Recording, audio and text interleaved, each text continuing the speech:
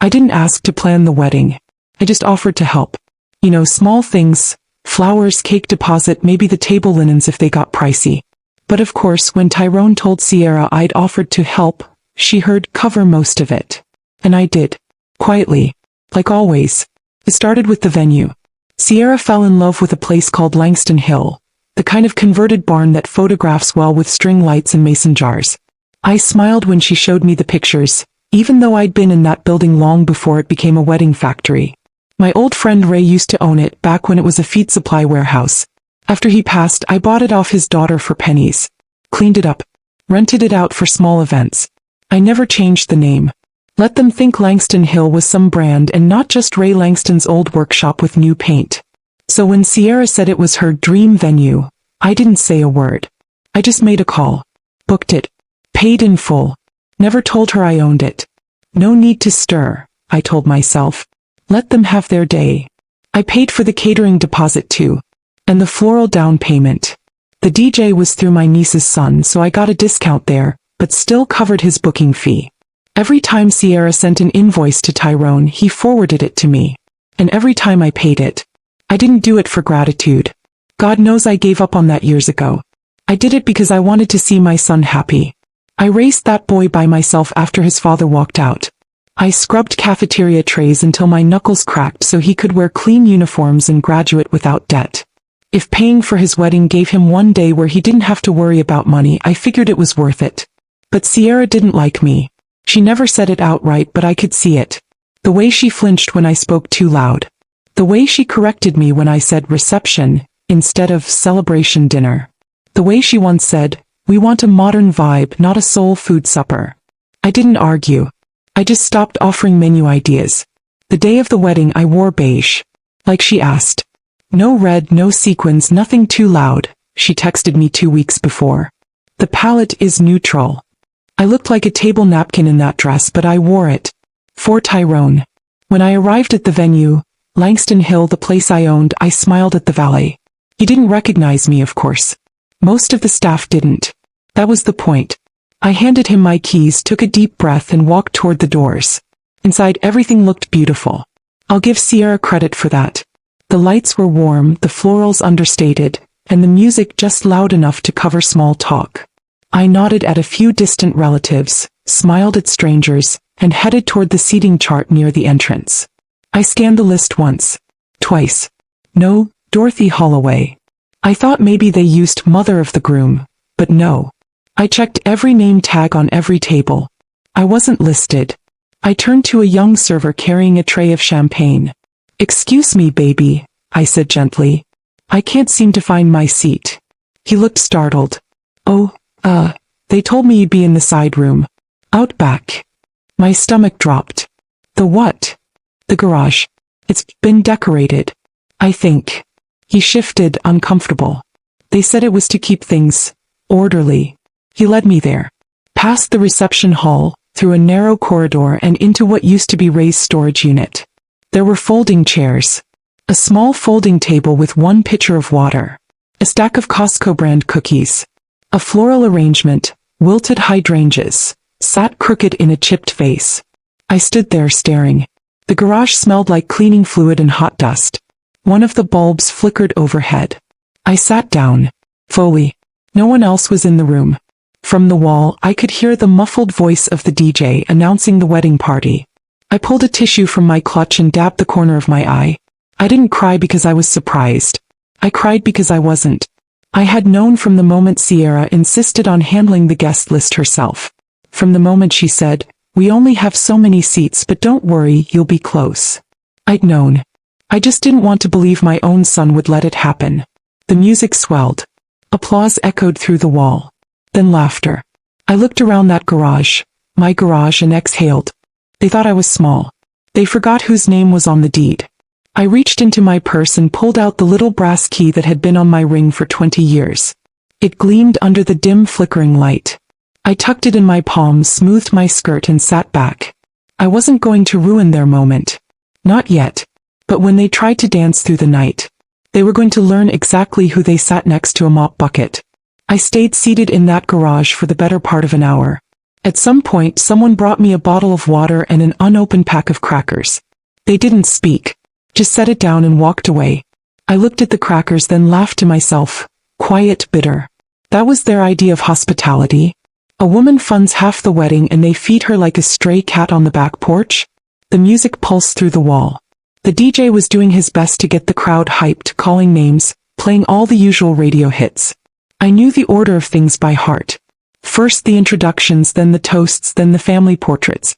I'd memorized that sequence from decades of working catering jobs. I knew what was coming next. I sat still listening.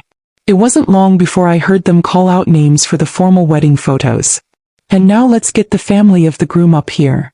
I didn't move. The door creaked open behind me. Maya stepped in looking nervous. My granddaughter. Tyrone's child from before Sierra, back when he had sense. She was in her early 20s now, studying business at Clark. Smart girl. Too observant for her own good. Grandma, she said gently. They're taking pictures. Did you know they didn't call you? I just looked at her. She winced. Sierra said it was a timing thing, that you'd get a solo shot later. But I know that's not true. I reached out and patted her hand. Don't worry about me, baby. Let them have their pictures. Maya sat down beside me and looked around the garage, disgust written all over her face. This is where they sat you? Apparently. Mom would have flipped a table if anyone tried this with Nana. I nodded. That's because your mom knew who she was dealing with. Sierra thinks she married up. But the table she's sitting at? I built it. Maya's eyes flicked to the key in my hand. What's that? I held it up between two fingers. The original. He smiled a little. You own this place, don't you? I didn't answer. I figured. No one who wipes floors as carefully as you do forgets where the foundation lies. I chuckled, but my chest ached. You know what hurts, Maya? It's not just that they disrespected me. It's that Tyrone let them. My own son. I didn't need a pedestal. I didn't even need a front row seat.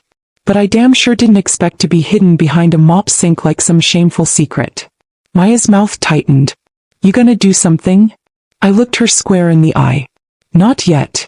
She nodded. Okay. And then she left. Smart girl. I waited. Time passed. I knew the DJ's playlist down to the transitions. Around 7 p.m. I heard the volume dip and someone clinked a glass for attention. Ladies and gentlemen, the toasts are about to begin. Right on schedule. I stood slowly, smoothed my dress and walked toward the main hall. I didn't go in. I stood near the side entrance just outside the French doors looking through the glass. There they were. Tyrone and Sierra, seated at the long sweetheart table. Gold accents. Overhead greenery. Sierra looked like royalty. Her mother was leaning in close, laughing too loudly. Tyrone was smiling, nodding, sipping wine. They didn't look around for me. Not once. A cousin I barely recognized stood and gave a toast. Something about love, perseverance, and blended families. People clapped. The DJ queued up Luther Vandross and the first dance began. I watched from the side as Tyrone led Sierra onto the floor. That's when I reached into my purse and pulled out my phone. I scrolled to my saved contacts and called Mr. Benton, the real estate broker I'd been working with for the past year. It's Dorothy, I said plainly. Go ahead with the finalization. You sure? They're dancing now. He didn't ask for clarification. We had everything set up already. Paperwork signed, payment scheduled, buyer ready. I had agreed to delay the closing until after the wedding out of courtesy. But courtesy expired with that folding chair in the garage. It'll be official within the hour, he said. I'll text you when the title office confirms. I hung up and slipped the phone back into my clutch. I didn't feel rage. I didn't even feel sad anymore. I felt clear. Let them dance. Let them raise glasses and post Instagram stories and toast to forever. Let them soak up every second of their stolen fantasy. Because when the lights came back on, they were going to learn the hard way. I wasn't a guest in their fantasy. They were trespassers in mine. And I had the paperwork to prove it. The hour passed like a countdown in my bones. I stood near the corner of the reception hall, invisible to everyone who didn't know where to look. The music played on. Couples twirled. Laughter rose like smoke from expensive cigars, and champagne glasses clinked over vanilla promises no one meant to keep. I kept my purse close, one hand gripping the fabric like it held my last nerve. But I wasn't angry anymore. That left me the moment I hit send on that call to Mr. Benton. That I felt cold, steady, like I'd just stepped out of fire and into ice water. Everything slowed down. The chandeliers sparkled like cheap stars. The rented flower centerpieces, all white peonies and fake eucalyptus, looked like plastic now. The whole thing felt staged, like I was watching a scene from a play I funded but was never cast in. I moved quietly along the edge of the room. No one noticed. They weren't looking for me, why would they? I wasn't invited to the photo line, I wasn't in the program, and apparently, I wasn't even meant to be seated where the living had light. But I didn't come for their validation. I came for the timing. Right around 8:40 I saw him, Victor, the venue manager I'd hired myself years ago, back when Langston Hill was just a rental shell I was trying to revive. He was standing near the back hallway holding a clipboard and looking around like he was waiting for a signal. I gave him a slow nod. He blinked once, tucked the clipboard under his arm and disappeared down the corridor. That was the cue. I made my way outside, the night finally beginning to cool down. Cicadas were chirping in the trees, and you could hear the buzz of summer holding on for dear life. I took a seat at one of the empty patio tables far from the dance floor and waited. It didn't take long. Inside, the DJ made an announcement. "Ladies and gentlemen, can I get your attention please? We're now moving to the cake cutting and reception closing speech from the couple." I sipped my water slowly, feeling the chills spread from the bottom of the glass to my chest. Then the murmur began. Small at first. A few confused glances near the restrooms. Someone trying a door handle that wouldn't turn. Another guest calling over a server, whispering, "Why is the drink station shut down? Bathrooms locked. I think the bar's packing up." I saw Sierra from the window. Her smile dropped just slightly. Just enough. She stood up and walked toward Victor, who'd reappeared by the side doors. "I need to speak with you," she said, her voice fake calm but sharp around the edges. Victor smiled politely and stepped outside with her, directly into my line of sight. "I'm sorry, ma'am," he said, hands folded behind his back. "There's been a transfer. Legal turnover finalized 15 minutes ago. Property ownership has changed. We're closing down the event per Clause 14B of the rental agreement." I nearly smiled at the way her expression fell apart. "What the hell are you talking about?" she snapped. Victor didn't flinch. Clause 14B allows immediate transfer response in case of property sale. And since the original owner sold the venue as of this evening. Who sold it? Victor turned and pointed at me. She did. Sierra spun and our eyes met. I stayed seated, one leg crossed over the other, calm as a lake in winter. Tyrone came rushing out behind her, confused. "What's going on?" Sierra nearly screamed. "Your mother just sold the damn venue." He looked at me like I'd grown horns. "Ma." I set my water glass down, stood slowly and adjusted my purse strap. "You sat me in the garage," I said evenly. "Behind the mop bucket. In the building I've owned since 2004. The silence hit like a slap. Sierra's mother came barreling out next, already dialing someone on her phone. Victor calmly informed her that legal enforcement would begin shortly if the building wasn't vacated. He handed her a printed document, signed, stamped, and filed. People began pouring out the doors behind them, murmuring, confused, a few filming on their phones already. "I told y'all I paid for the venue," I said loud enough for everyone to hear. "I just never said I owned it." Tyrone opened his mouth, but no words came out. Maya was standing near the back, arms folded, eyes locked on me like I was the final piece of a puzzle that finally made sense. The DJ's speakers cut off mid-song. One of the bartenders wheeled a cart down the path, muttering about the end of his shift. Chairs were being stacked. A child started crying. Sierra turned back to me, mouth shaking. "You ruined our wedding." I gave her the smallest smile I could manage without letting my teeth show. "No," I said softly. "You ruined the invitation. The wedding was just the invoice." And I walked right past her, down the path I paid for, in heels they told me not to wear, across bricks I'd chosen myself, in a building they tried to erase me from. I didn't look back. Didn't need to. They were standing in a dream they never owned. And I just took the walls down. I walked down that pathway like it was a runway made for me and me alone. I could hear my heels clicking against the stone, slow and steady. Behind me, voices rose in a panic. Sierra yelling, Tyrone stammering, chairs scraping, someone knocking on a locked bathroom door like it owed them an explanation. I didn't turn around. The humid night pressed in on my skin, but I felt light. Lighter than I'd felt in years. Like I had just unloaded the weight of being invisible, dismissed, and tolerated. All those years of biting my tongue at dinner tables I bought.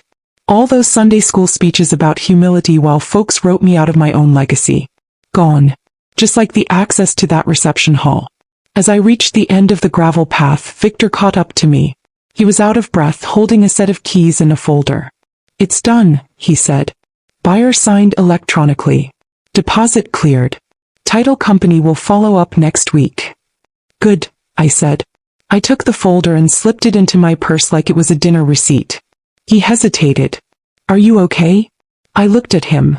A man who'd worked for me for 10 years, watched me clean windows and cut costs when business was thin. A man who'd never once treated me like anything less than the owner, even when guests assumed otherwise. "I'm more than okay," I told him. "I'm free." I watched him walk back toward the building, shoulders squared. Inside, the DJ had gone quiet. People were filing out like ants from a flooded hill, confused, overdressed, holding their heels in one hand and their dignity in the other. I took a seat on one of the wooden benches near the rose bushes. The summer air buzzed with crickets, and in the distance someone was yelling about a refund. Maya appeared a few minutes later, calm, composed, holding 2 slices of cake on paper plates. "Figured you didn't get one," she said, handing one to me. "I didn't," I said, "but I got the building." We both laughed, quiet and sharp. She sat down beside me and looked toward the crowd gathering at the front of the venue. Some guests were calling Ubers. Others were standing around with confused looks and plastic cups full of flat champagne. "Everyone's saying this is going to go viral," Maya said. Someone already posted a clip of Sierra screaming in front of the dance floor. Caption says, "Bride kicked out by landlord, who's also the groom's mom." I took a bite of cake. It was too sweet, with that fake almond extract aftertaste that tries too hard to be elegant. "I hope they get the lighting right," I said. "This side of the property photographs better." Maya grinned. "You're evil." "No," I corrected. "I'm observant. And exhausted." We sat in silence for a while. Then I asked the question I'd been holding in my chest since the day Tyrone said, "She's just different, Ma. You gotta get used to how she does things." "Do you think he really didn't know?" Maya shrugged, picking at her cake. "He knew. But he let her run the show. He wanted peace more than he wanted respect." That hit like a cold splash of water, even though I knew it was true. "That's what hurts most," I said. "Not that she tried me, but that he let her." "You taught him grace," Maya said. "But Sierra taught him silence." That sat heavy in the space between us. By now the parking lot was half empty. Guests were walking in confused circles, trying to figure out if the event was truly over or just on pause. A few were still clinging to centerpieces like they might be parting gifts. The venue staff were rolling carts out, one by one, their movements smooth and rehearsed. I saw Tyrone standing alone near the fountain, his jacket off, his shirt unbuttoned at the collar. He looked like a man who'd been spun in a dryer and hung out to dry in the wrong zip code. He saw me but didn't come over. Just stood there watching me. I didn't wave. You don't wave to someone who watched you get pushed into a garage and said nothing. A few minutes later, Sierra marched out with her heels in her hand and her makeup streaked. She shouted something at a staff member, then kicked one of the flower arrangements off its pedestal. The bouquet scattered across the sidewalk like it knew it had served the wrong queen. Victor appeared again, cool as ever. "I asked security to clear the property within 15 minutes, he said. "New owner doesn't want footage showing late-night trespassing." I nodded. "That's fair." Maya checked her phone. The clip just hit 500,000 views. One of the top comments says, "That's not a mother-in-law, that's a seal." I laughed harder than I expected to. The sound of it echoed off the empty courtyard. Cathartic. "Raw. You know," I said, finishing my cake, "I thought I'd feel guilt. Or maybe regret." "Do you?" "No. I feel like I just repossessed my own damn name." Maya stood and reached out her hand. "Come on, Grandma. Let's go home. This wedding's over." I took her hand, stood tall, and walked down that gravel path one last time. Not as a guest, not as the groom's mother, not as someone who was asked to blend in. I walked as the woman who built the foundation they danced on. and made sure they'd never forget whose name was under their feet. The next morning was quiet. No calls. No apologies. No messages from my son. Just the soft hum of my ceiling fan and the faint scent of lavender from the linen spray I use every night. You'd think after what happened my phone would be blowing up. But silence? Silence is what people use when they think they can outweight your dignity. I made myself a cup of chicory coffee and sat by the window. Sunlight cut across my living room in clean, golden lines. Outside, the neighborhood kids were already riding bikes like nothing had shifted in the world. But something had. Something in me. I had been buried under politeness for so long that I forgot what it felt like to stand upright without explanation. For years, I thought being quiet was the same thing as being wise. But quiet never stopped people from writing you out of your own story. It just made it easier for them to pretend you weren't there to begin with. I sipped my coffee and opened my tablet. The first thing I saw was a screenshot of Sierra, mid-scream, her mouth wide, her arms flailing like a puppet caught in its own strings. The caption, "Bride evicted by groom's mom during reception," and it was legal. 3 million views. And climbing. I tapped the comments. Most were strangers laughing or gasping. A few were trying to guess the location. Some were saying I was savage. Others called me queen behavior. But the ones that hit hardest were from women my age. One read, "They think we won't do it. But they forget we already survived worse." Another, "She did what every grandmother wanted to do but never had the deed." I didn't reply. Just bookmarked the page and closed the app. Around noon there was a knock at the door. It was Tyrone. He looked exhausted. Suit wrinkled, tie gone, eyes bloodshot. My boy. My grown man boy. Still handsome, still soft in the face when he was nervous. He didn't bring Sierra. "Can I come in?" he asked. I stepped aside and pointed toward the couch. He sat down like his legs didn't trust the floor. For a few minutes, neither of us spoke. He looked at the framed photo of him on my shelf. 8 years old, missing a front tooth, smiling like he just won the lottery. "I didn't know they sat you in the garage," he said. I raised my brow. "I didn't," he insisted. "I thought you were at table 4 with Aunt V and Uncle Charles. That's what the chart said." I said nothing. "I didn't check when I got there," he admitted. "Sierra handled the logistics." "You saw me after the ceremony. Did you come check on me?" His face fell. "No. You saw me when the photos were taken. Did you ask where I was?" He swallowed. "No." "And during the toast? When every other elder stood up and clapped?" He looked down. "No, Ma." I leaned forward. "That's what hurts, Tyrone. Not Sierra. Not the chair in the garage. You didn't look for me. You didn't defend me. You didn't even notice I was gone." He opened his mouth then closed it. "That venue. The one you and your wife pretended I just booked like some favor." I continued. "I bought that land with my first year of retirement. I laid the tile. I negotiated the permits. I scrubbed that kitchen with bleach and tears. And the night you married that woman, you let her erase me." He started to cry. Not sobbing, just quiet tears like something finally cracked and he couldn't glue it fast enough. "I was trying to keep the peace," he said. "There is no peace without respect," I said. "You kept her comfort and lost my trust." He nodded slowly, wiping his eyes. "I'm sorry." I stood and walked to my cabinet, pulled out a small folder and handed it to him. Inside were copies of every receipt I paid for his wedding. Venue, catering, florals, decorations, all in my name. "I don't need reimbursement," I said. "But I do want the record clear." He flipped through the papers, his hands shaking. "You raced me better than this," he whispered. "I did," I replied. Then I took out another envelope, this one thicker, and handed it to him. He opened it slowly. His eyes scanned the first page, then widened. "You're taking me out of the will?" he said. "I'm not removing you," I clarified. "I'm reallocating. You'll still receive part of my savings. But the house, the property, the business assets." He looked up. "They're going to Maya," I said. "She saw me. She sat with me. She didn't flinch when I held the key." He nodded slowly, his face unreadable. "I understand." I leaned back. "Do you?" He didn't answer. We sat in silence again. This time I didn't break it. After a while he stood. "Can I still visit?" he asked. "This is your home," I said. But don't expect to leave the same man when you walk out. He gave me a small, sad smile. I already haven't. Then he left. I stood at the window and watched him walk to his car. That's the thing about revenge. People think it's loud, dramatic, explosive. But the best revenge is quiet. It happens on paper, in wills, in signatures, in the way people start using your name again, but now with reverence.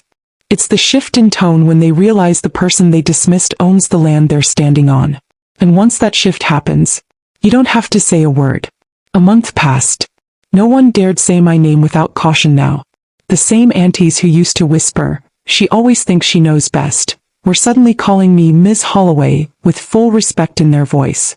Church folk who used to overlook me on Sundays made sure to stop by my pew to say good morning. I didn't need their validation, but I saw what they were doing. And I let them. The clip of the wedding eviction had passed 10 million views. 10 million.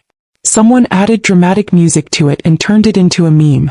Another user edited it into a mock movie trailer titled, "The Matriarch's Last Stand." It was all over Black Twitter. Even the radio station downtown brought it up during their Family Feud Fridays. They didn't say my name, but they called me that grandma. The one who checked everyone without raising her voice. That was fine by me. The venue sale had gone through smoothly. The new owner was a sweet woman from Savannah who wanted to turn it into a wellness retreat. She called me twice just to thank me for how well I'd maintained the place. I wished her all the best and meant it. As for Tyrone and Sierra, well, let's just say not all things make it past the honeymoon stage. I didn't hear much from them after that visit. I didn't ask. Tyrone sent a card on my birthday. No gift, just his name scribbled beneath a pre-printed "with love." I kept it not because it meant anything but because I wanted the reminder. Some things you forgive. Others you simply remember. But Maya came over every Sunday after church. She'd bring groceries, clean out my gutters, even helped me reorganize my old photo albums. She sat with me on the porch while I drank sweet tea and reminded me that my story wasn't over just because I got quiet again. One afternoon she pulled out her laptop and said, "Grandma, I've been working on something." I raised an eyebrow. "Oh." She turned the screen toward me. It was a draft for a nonprofit. A foundation. Logo and everything. The Dorothy Holloway Foundation for Displaced Matriarchs. "Too many women get erased from their own families," Maya said. "We can't fix them all, but we can make sure their stories aren't lost." I blinked hard, swallowed. "You really think people would support something like that?" I asked. "Grandma," she said, "you broke the internet for doing what half the world only dreams of. And you didn't just throw a fit. You used a deed. You turned silence into structure." I shook my head, laughing through a tight throat. She opened her notebook. "We can start small. Maybe a monthly support circle. Later we build into legal clinics, inheritance workshops, housing assistance." I leaned back in my chair, looked up at the ceiling like I was asking God for permission. And then I nodded. "All right," I said. "Let's do it." We filed the paperwork 2 weeks later. I donated part of the wedding reimbursement. Yes, Sierra's parents finally sent me a check after the venue went viral and their family started losing business contacts. It didn't cover everything, but it paid for our website domain, some flyers, and the first month of rent for a meeting space over on Edgewood Avenue. Our first meeting had 5 women. The next had 15. By the 3rd month we had over 60. Each woman came with her own story, some quiet, some tearful, some mad enough to shake the walls. One woman said her son's wife told her not to wear perfume because it triggered her migraines. Another said she wasn't invited to her grandbaby's birth because she wasn't technologically aligned enough to be in the group chat. I didn't give advice. I just listened. And then when they finished, I handed them a copy of their own rights as elders, homeowners, mothers, sisters. I told them what I learned. That silence is not respect. That humility is not invisibility. That you can be kind and still own the ground under someone's feet. And when they looked at me, they didn't see someone too loud, or too old, or too country. They saw a woman who had been pushed into a garage, and came out with the deed to the whole damn house. Now every time I walk into a room, I don't worry about whether there's a seat at the table. I know I built it.